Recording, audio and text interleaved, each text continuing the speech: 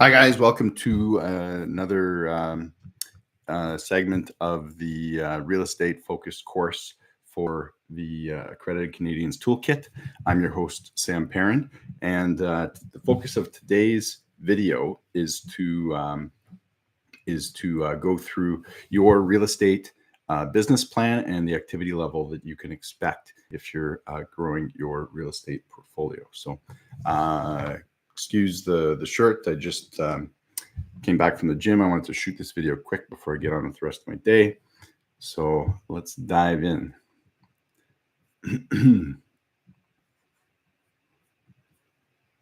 I'll pull it up here. Let's see.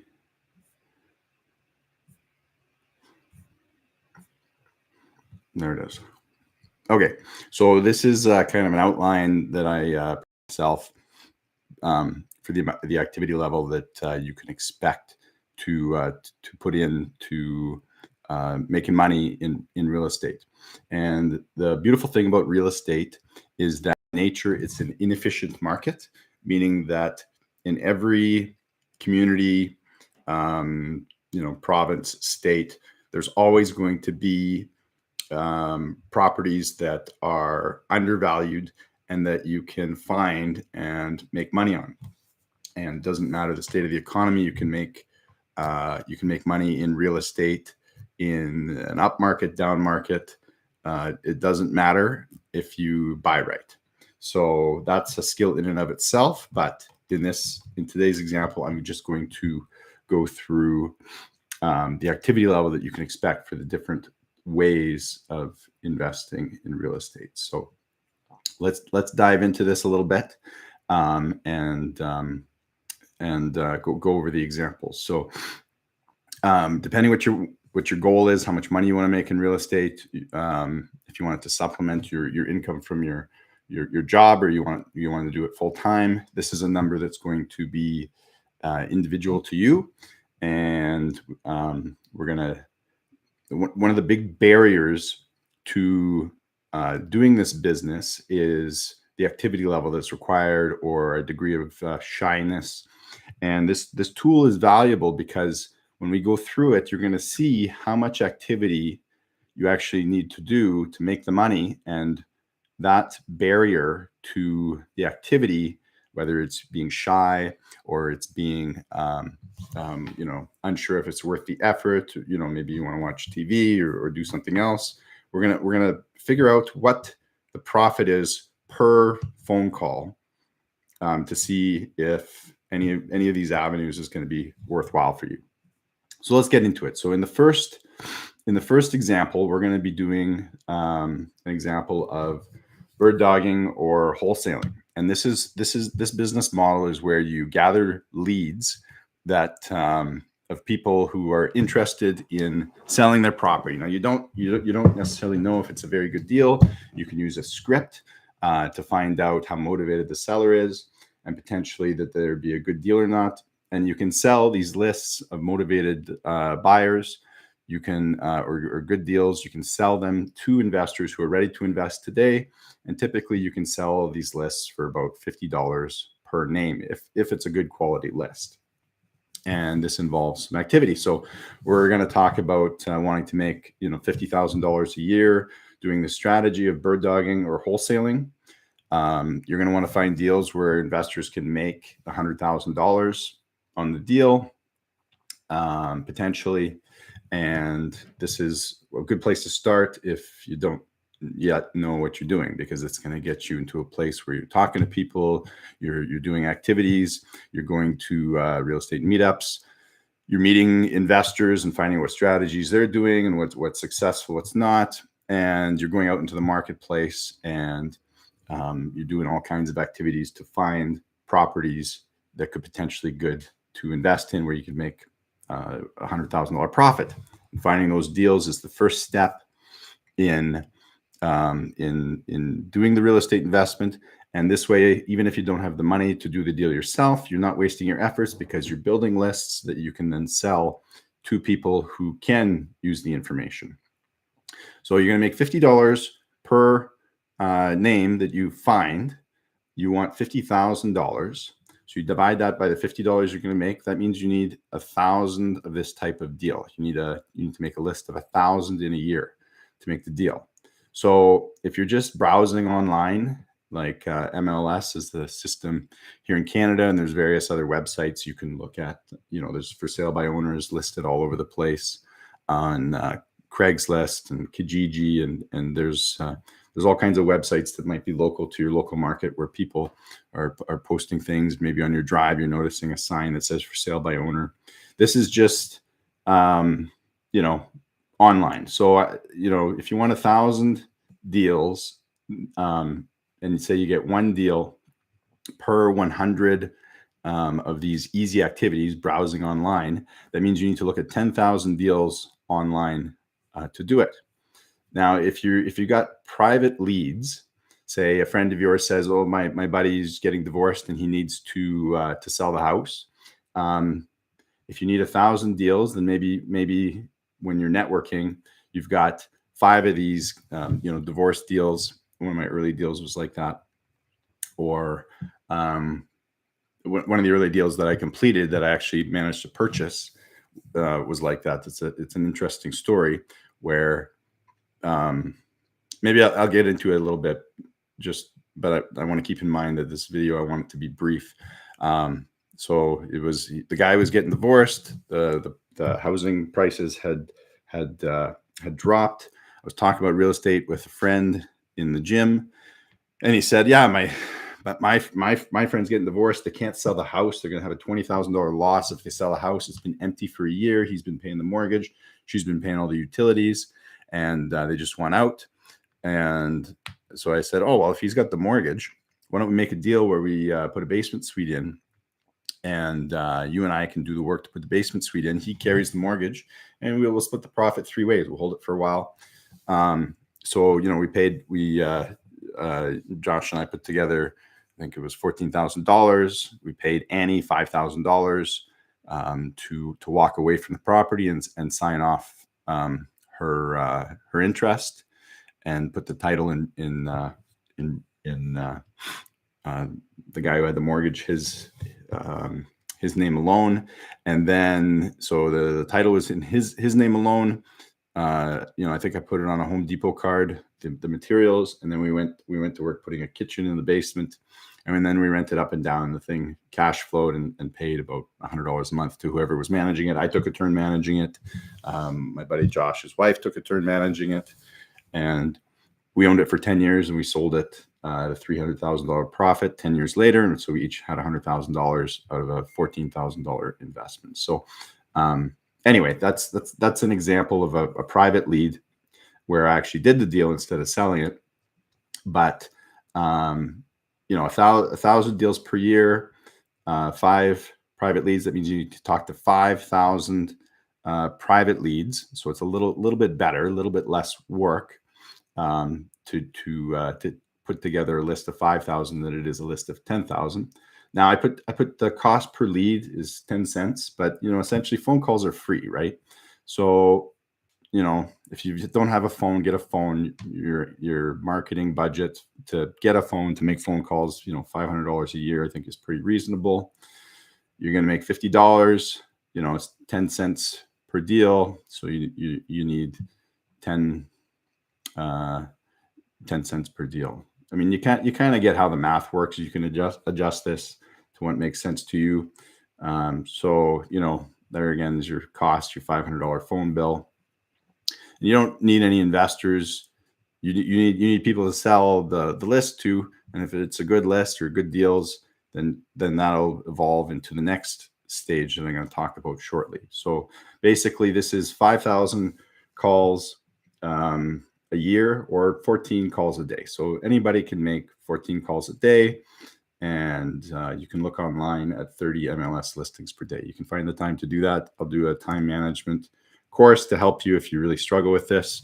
But your profit per call, doing bird dogging, wholesaling, just building lists, you're going to be making $50 per call. So a lot of people aren't making $50 an hour. So $50 per call, even if each call takes an hour, which it won't.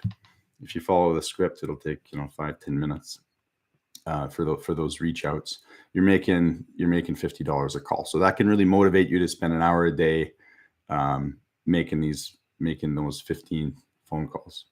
Okay, let's talk about the next level of skill in real estate. So when you start finding deals, you're gonna have the opportunity maybe to write the offer yourself. So you write the offer, even if you can't close, you don't have the cash to close. You write an offer to basically firm up the terms. So you're gonna write an offer for a price that the seller is willing to accept. You're gonna have terms in there that make sure that you can get out. A refundable deposit, subject to your lawyer's advice. All kinds of different terms. The offer is going to be, a lot of times you're going to be putting out a lot of stink bids, and that's, an offer that's so low that it's insulting. But if you're not willing to ruffle a few feathers, and potentially, if you write that, insulting low offer, you're helping this person because they need to get out of this problem that they're having, this property that they own, quickly. So they don't want to damage their credit. They just need to sell for what is owed on the mortgage, or they got to pay the tax bill, or there's a divorce or whatever. They just need to get out of this property, and by helping them get out of this property quickly, you get a discount. So you make stink bids, or potentially there's an upside to the property. For instance, an example of a deal like this that I did was there was a property with a house on the front of a very large lot, and there was enough room beside the house where you could subdivide and put in a driveway to access the rear of the property. I didn't have the cash to buy this property and to do the subdivision and then to sell the lot, but I knew someone that did. So I wrote the offer. And I put, subject to inspection and subject to all these things, and I tied down the price. I knew there was at least $100,000 profit, and I sold that deal, for $5,000 or so. And then I got some work out of it, some renovation work, and some management fees from the investor that I sold this deal to. And he, completed the subdivision, and he sold the lot, and then eventually the house. And I think he made about $200,000 on that deal. So by getting active, you get into these deals, you make offers, and then you assign the deal to somebody who can close. And that's kind of the next skill level. So to make $50,000, if you're making, say, 6% or 5% on $100,000 profit on the deal, you need to do 9 of those deals. So now you can see that your activity level is going down. Again, we're going to look at 100 houses on MLS to find one. I think I found this one was on MLS, the Panhandle lot one. And, it took some work to find it, but it was good. Or maybe you've got some advice, somebody, I found a fix and flip. I gave it to somebody in my real estate circle for the group that I was hosting. They took it, they renovated, they bird it. They bought, renovated, rented it, and then refinanced it. And it was a really good deal. As a thank you, they gave me $500. Right. So sometimes you're making a big assignment fee. Sometimes you're just passing on the phone number of the seller, and out of gratitude, the guy that's doing the deal will give you some money to reward you. So anyway, if I could have made more money on that if I'd actually written the offer on that flip house and then sold the contract as an assignment to the investor who ultimately ended up buying it. But the volume of work is significantly down when doing assignments to make the same amount of money, that $50,000. And you might be doing some marketing to find these assignments, right? So if you're sending out mailers, if you are paying somebody or walking around yourself, or using, you got to pay for gas money, you're putting sticky notes on people's doors in your target neighborhood that is, say lots of houses that are on zoning for duplexes. And this is your target area, and you're walking around putting sticky notes saying, hey, if you're interested in selling your house, call me. I'm not a realtor. there's a marketing cost. So if you got a little bit of money, you're going to be putting that plus your time into this assignment strategy. So you need about $250 per deal.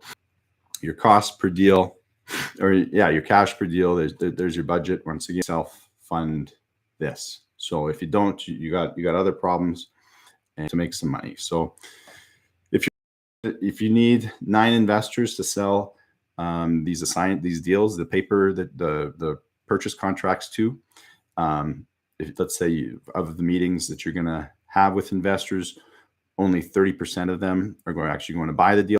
Oh, the timing's not right now, or send me your next one, or no, I'm not interested, I don't like you, or I don't like that town, or whatever it is. The list of investors that you're probably going to need to go through is about 30 at a 30%. 9 of those 30 are going to actually do the deal, pay you your assignment fee, and then the amount of reach outs to investors you're going to need to do, we'll call that about 30% as well, because you're just in the business and you don't have a list of investors that are really ready to go. Maybe they've seen you at meetups or whatever. So if you're going to divide your 30 investors that you're actually going to meet with and show the deal to, but to your reach outs by 30%, that's about 100, or about 9 per month that you need to call the investors. So you're doing 100 phone calls to investors, plus potentially 45 phone calls here. So really this number should be higher than this, but by now your activity level is going to be generating some interest, and you're going to be getting some traction in some of the deals that you're doing as your real estate career progresses, and as your reputation increases in this space. So at 50,000, you're going to make 100 calls, or 9 or 10 calls per month, significantly less of amount of time making those phone calls, and you're making about $500 per call. So compare that to $50 per call. As your skill level increases, the income per call and the reason to make those calls increases. So we'll jump into the next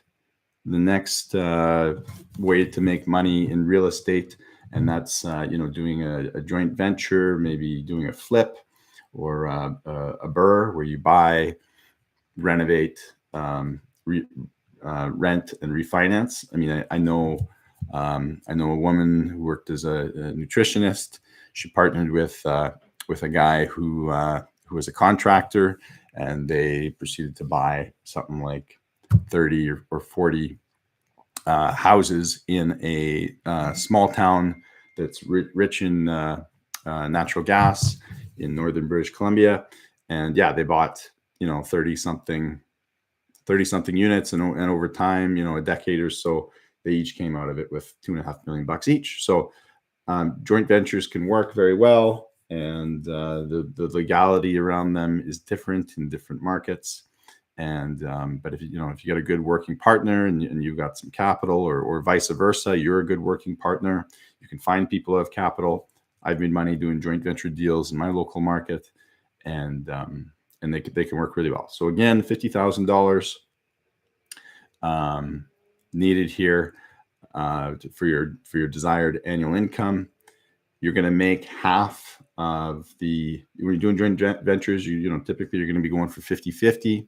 Maybe you'll do it for less if you are new at this. Like for instance, I know a guy that was in real estate who partnered with his brother, who was a physician. And for the first deal they did, he only took 10% of the upside of that deal. So, in my opinion, he sold himself short, especially, this was a family member, his brother, but he was motivated to build up his expertise and to get into it. And the price for that, when you're inexperienced, is you're taking less on that first deal, which you can grow to resent over time, especially down the road, where you see all this money that you've made your investment partner, and sometimes you would want them to buy you out, and hopefully that relationship is good, and they will continue to invest in future deals. So, but anyway, let's say that you're doing things, 50-50. There's $80,000 profit per deal. I dropped that from $100,000. So you're making $40,000 per deal.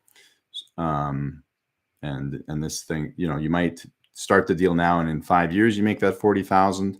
So it's not immediate income now, but it's coming down the road when the property sells, and maybe you're making some money in fees. So we'll just do the math here real quick. 50,000 divided by the $40,000 profit per deal, it's 1.25, but we'll round it up to 2, because you can do 2 of these deals a year without too much effort. So again, you're going to look at 100 houses online, or you're going to talk to 5 private leads to get one deal. So that's 10 private leads. So that's kind of the activity level that you need to do. So much less work doing joint ventures than it is doing bird dogging or wholesaling, and less work than is required to do assignments and to make that $50,000 income. So the cost per lead, let's say that you're actually paying something, you're gonna now, your skill level's increased, and now to get the deals, you're paying that assignment fee to the guy who's doing, he started out wholesaling or whatever. You're paying a fee for that assignment contract. And let's say you pay that fee twice, so now your marketing budget is $12,000. If you're paying, and maybe you're paying a realtor. The realtor's finding you the deals, and they're going to be making their percentage. So in any event, when you're doing joint ventures, there is going to be a transaction cost for whoever finds the deal. So and this could be you too. Maybe you find somebody to joint venture with, and part of the deal is you're getting an assignment fee, and some people are okay with that. So I've done deals similar to that. So let's talk about what a BRRRR might look like. I'm going to say the after repaired value of the deal, especially in a rising real estate market, is say $400,000 for a fixed up nice house on that street. And you can look at the market, the sales, the comps on that street. And if you're buying the crappiest house on the street, then you should be purchasing it for roughly 60% of the after repaired value at the most. And then you're going to spend about 20% on the renovation and the transaction costs. So that means to buy that deal, you need $320,000 to buy and reno it. So you need $640,000. So that's either going to be a down payment of 20% or 30% of that, plus a mortgage or cash, right? So maybe you've got an investor with a big home equity line of credit, and he can just put the $320,000 cash down. And then that's an example of what I've done in the past. Is one of the guys was a retired forestry worker, and he brought his home equity line of credit, bought the house cash, paid for the renovations. I managed everything. And then we held the property for a few years and then sold it later at a nice profit, because it was an increasing market in my local market at the time. So let's say you're putting a group together. You want everybody to put in $20,000. So that means to do 2 deals a year, you're going to need 32 investors. Ideally, you just need 1 investor or 2. But if you had to put together a group of smaller investors, you could do that. And now you have a little bit more renown in the space, and you should have a list of willing investors who want to do a deal with you. And there's a lot of technology now that exists that didn't when I started this 10 years ago, like crowdfunding. So you can go and raise money from a lot of these crowdfunding platforms, and it's a really interesting thing, because people can invest as little as $1 up to a maximum, I think in BC, of $10,000. So you can put together a group of investors a lot easier these days than you could 10 years ago when I started, when crowdfunding wasn't a thing. So We're going to talk about 32 investors, 20,000 a piece. You're going to need to book. You've got a 70% close ratio, so you need to take 45 meetings or presentations with investors. And there's ways that you can leverage your time in doing this as well. You can put on a webinar and put it out to your email list to share the deal and get people interested. To get those meetings, you can go to where people are already gathering for real estate clubs, and you can present your deal there. You know, I used to drive 3 hours to Vancouver because there was lots of busy real estate clubs there, lots of people with equity because of the increase in housing values, and they could use their equity, their home equity line of credit to invest in the deals. So that was a worthwhile effort for me every month to drive down to do presentations to groups. So your phone call or your reach out ratio to investors to talk to those 45 people should be higher now too, so about 70%. So you're going to be doing 65 reach outs to investors, or about six per month. So 65 a year, 6 per month will get you to that $50,000, hopefully $80,000 or more income per year. And maybe you're not doing all the work to look at the properties anymore because you're paying this fee, right? So, but if you're making $80,000, your marketing budget, you're spending $12,000 or $20,000 or whatever, you're still making $60,000 a year from these activities, right? So let's call the income from 2 deals $80,000. Some of them will do better, some of them will do worse. You got to do the 65 reach outs now, this time to investors and not necessarily to property owners. But your profit per call has gone up. So if you can maintain your activity level of 10 calls per month, then your profits can obviously go up. But your profit as you get your skills up, you can see how it increases, right? So it becomes easier and easier and easier to make those phone calls when you know they're worth a piece. Okay, and then the next evolution in real estate, as you grow your expertise and your skills, your time is being used more efficient, is a lot higher now, and maybe you've even got an increase in treasure from some of your previous activities, so you can leverage all those things to start getting into bigger deals. So in this example, I'm going to be talking about a small syndication. The example I'm thinking of is like a 25-unit apartment building. And if you're putting that deal together, then typically you're going to get between 25 to 35% of the upside. So we're going to talk about 25% of the profit on an apartment building. The deal value over 5 years, it should increase in value by $1 million. A project of this size. So the profit for that deal is going to be for you $250,000. So that's $50,000 a year. So you need to do this. You're going to over 5 years. This might be an old slide. Profit per deal. Oh, that's per year. So the profit per 250,000 divided by 5 years is 50,000, not 40. So let me just correct that. So that should be 250 actually. Okay. Yeah, so 50,000 divided by 250. Yeah, you got to do one deal every 5 years, 0.2 deals per year. So let's say you got to look at 20 buildings online, or maybe look at 5 buildings.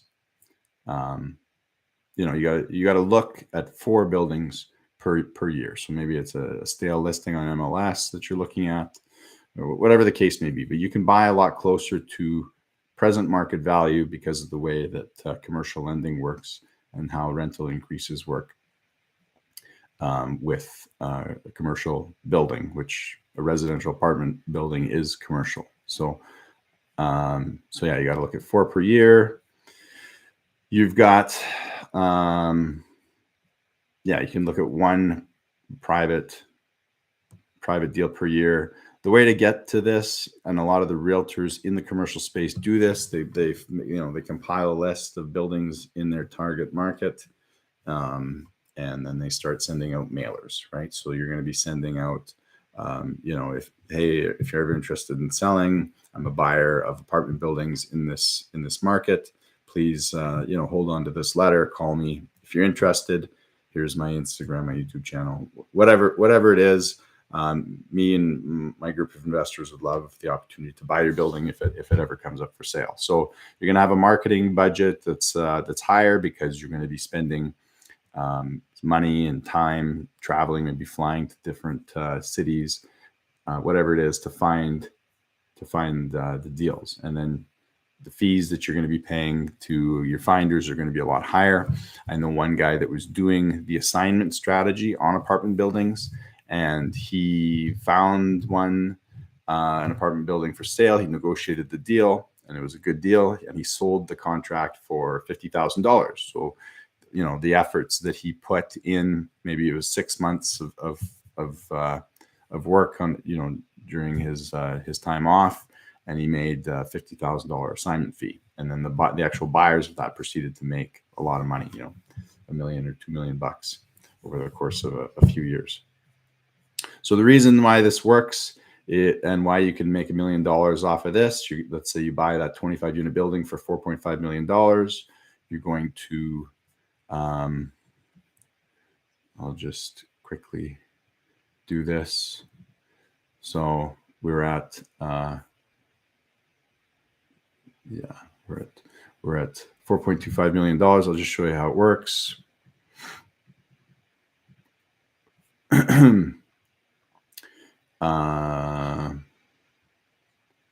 Okay, so let's do this again. So we got let's say over the 5 years, you increase the rent per unit by $200 a month for every unit. So we're going to multiply that by 25. So you've increased the net operating income of the building by $5,000 a month. So we're going to multiply that by 12.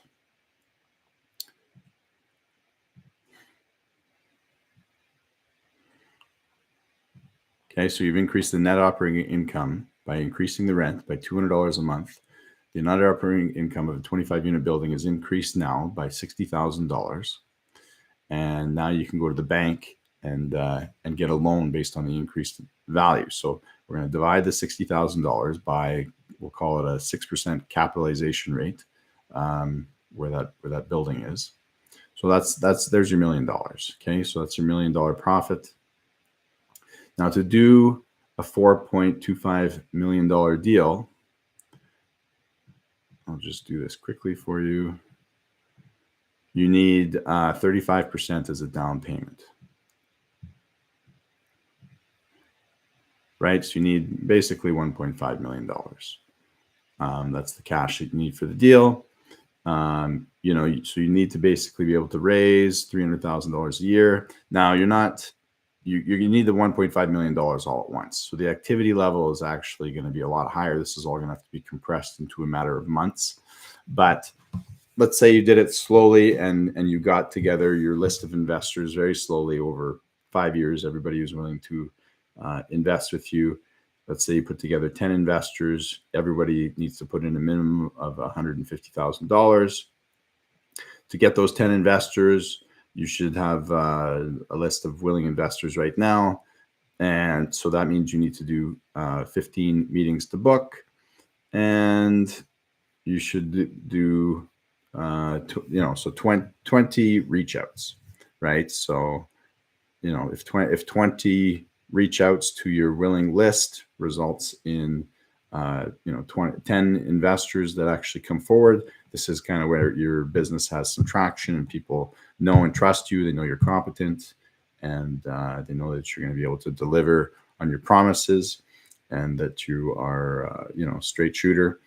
So you're gonna, this is where, because you're an expert, your activities are really leveraged, and so the income you're going to make on the deal is $250,000. You're going to divide that by roughly 45 phone calls, because you got to make the 20 phone calls to the investors and the 25 phone calls to the to the brokers or to the sellers of the real estate, or to the bird dogs or wholesalers or assigners who you're paying. So your profit per call is now $5,500. So as your skill level goes up, you're rewarded much more for the activities that you're doing. And the thing is, when you buy a bigger deal, an apartment building like this, you're not only making that $250,000 upside from the increase of the property value. There's opportunity for other income sources. So over the 5 years, if you're taking a director fee for managing the company that owns the real estate, then, or the partnership that owns the real estate, or if you're getting 2.5% of revenue of the rents for that building, you're going to be making about $37,000 over those 5 years where you're holding the building. In director fees, you could offer property management services for the building that you own, where you're self-managing, and that could be $300,000, and your profit in your property management company, depending on how many staff you have, should be 20% of that. So that's $18,000. And then if you're doing general contracting, where you're managing all the trades that are doing the renovation of each unit, say a $10,000 renovation for each of the 25 units, and you make 15% from that general contracting from that. So there's another $37,000 that potentially you could make off this deal managing the GC. So some of these fees that you can take as the syndicator, as the manager of the deal, it's another, say, $93,000 or $100,000 in fees. So really, your income could be $350,000 or more just on this one deal. Now, the flip side of it is, and what I caution you, kind of what I got into, is if you just went out and got another deal, well, then your potential income is a lot higher than providing all of these services. Property director duties are very important. I don't know if I would outsource that. If you can find a good property manager, probably better to leave it in the hands of a licensed property manager than to do it yourself. Maybe you just look after the lease ups and spend your time on the important lever points in the property management. But if you leave the day-to-day, the rent collection, the bookkeeping, all that stuff to the property manager for a fee, 4 or 5, 6%, maybe you're paying 12%. Some people pay their property managers a lot more because they're doing a lot better job getting those revenues up. And maybe they're doing some of the general contracting included as part of their 12% fee. But if you do choose to do this, it's going to be taking time away from making new deals. So if you're looking after the renovations, you're looking after the property management, potentially there's a huge opportunity cost there. So that's about all I have for today's talk about the activity level, the profit per call, and maybe the motivation that to make you start getting active in the real estate space, take advantage of the market inefficiencies within real estate, and make some money for yourself, increase your time, the ability to buy back your time, increase your time, your talent, and your treasure. So that's it for now. I hope you have a good rest of your day. Peace.